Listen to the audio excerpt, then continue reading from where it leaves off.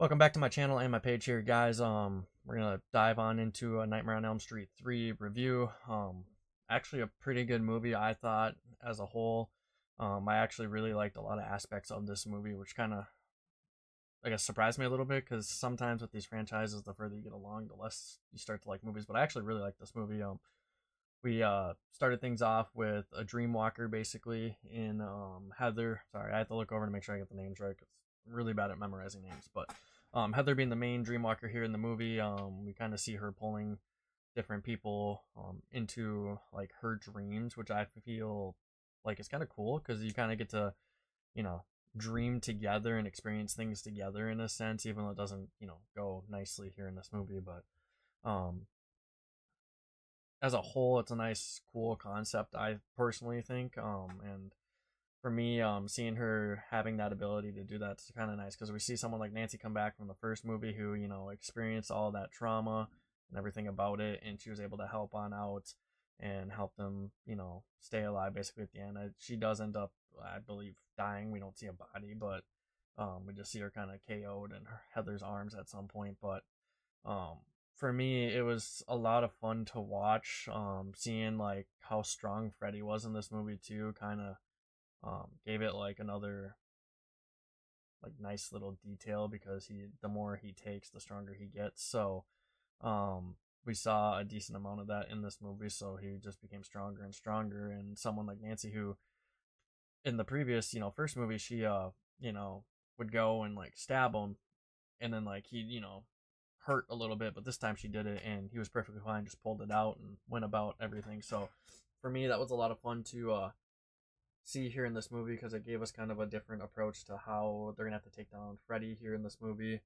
Um, and at the end of the day, it was the doctor, Gordon, I believe, who ended up coming up clutch, burying the body, which ended up putting him to like rest in a sense. So he's the one who came through and took Freddy Krueger out, which helped the four of them survive at the end of the movie, which was really nice to see.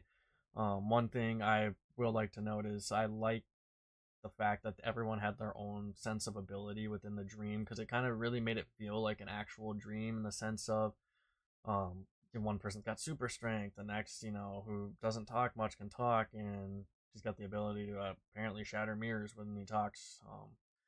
And then you just have, Heather, who, in my opinion, is the goat of the dream world because she can literally do whatever she basically wants within that world, which is kind of cool to see.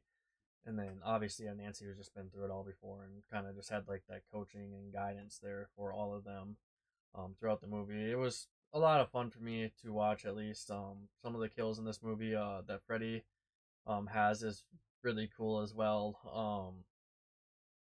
I didn't expect some of the things right away, like the whole like TV coming out with arms and taking down the one girl. And I'm just sitting there, I'm like, oh my god! And then the line that he says throughout that, you know, moment is just great. I loved it. It was like a nice little, comic relief because he's kind of like one of those funnier slasher type killers within these movies, and it's a lot of fun for me to watch that because I really like, um, Scream and seeing like that, comic relief in that movie. But then you see it here in Nightmare on Elm Street, and it's a lot of fun too. I really liked it, but.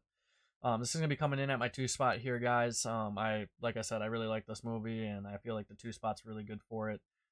It'll be hard for me to place anything about the first one just because I'm kind of, for the most part, loyal to the first movie because usually that sets it up pretty nice. But um, yeah, it should be a lot of fun. But we're gonna end it on off there, guys. I highly recommend this movie.